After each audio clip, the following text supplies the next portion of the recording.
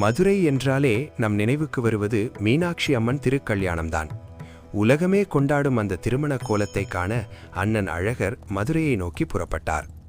அழகர் மலையிலிருந்து தனது தங்க குதிரை வாகனத்தில் தங்கை மீனாட்சிக்காக பல சீர்வரிசைகளுடன் அதிவேகமாக பயணித்தார் கள்ளழகர். வழியில் வரும் தடைகளை தாண்டி காற்றை விட வேகமாக அவர் குதிரை பறந்தது. தங்கை திருமணத்தை எப்படியாவது நேரில் கண்டுவிட வேண்டும் என்பதே அவர் நோக்கம். ஆனால் அவர் வைகை ஆற்றின் தரையை நெருங்கிய போது ஒரு அதிர்ச்சியான செய்தி அவருக்கு வந்து சேர்ந்தது. ஆம், மீனாட்சியின் திருமணம் அதற்குள்ளேயே முடிந்துவிட்டது. தங்கை திருமணத்திற்கு சரியான நேரத்திற்கு வர முடியவில்லையே என்ற ஏமாற்றமும் ஒரு சிறு கோபமும் அழகரின் முகத்தில் மின்னலென தெரிகிறது. மதுரை வைகை ஆற்றங்கரையில் லட்சக்கணக்கான மக்கள் கோவிந்தா கோவிந்தா என முழக்கமிட்டு தங்கள் ஆராத்தியை காட்டுகிறார்கள்.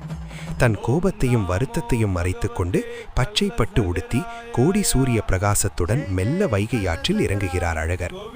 ஆற்று நீர் அவர் பாதங்களை தீண்ட பக்தர்கள் மகிழ்ச்சி பெருக்கில் அவர் மீது நறுமண நீரை பீச்சி அடித்து தங்கள் அன்பை வெளிப்படுத்துகிறார்கள். திருமணம் முடிந்துவிட்டதால் தான் கொண்டு வந்த சீர்வரிசைகளை ஆற்றிலேயே சமர்ப்பித்துவிட்டு அங்கிருந்தே மீனாட்சியை ஆசீர்வதிக்கிறார் அண்ணன் அழகர். மதுரையே விழாக்கோலம் போன வைகை ஆற்றின் நடுவே நின்றிருக்கும் அந்த அழகரின் கோலம் காண்பவர் கண்களுக்கு ஒரு தெய்வீக விருந்து. இந்த கதை உங்களுக்கு பிடிச்சிருந்தா மறக்காம நம்ம VK தமிழ் ஹப் சேனலை சப்ஸ்கிரைப் பண்ணிடுங்க.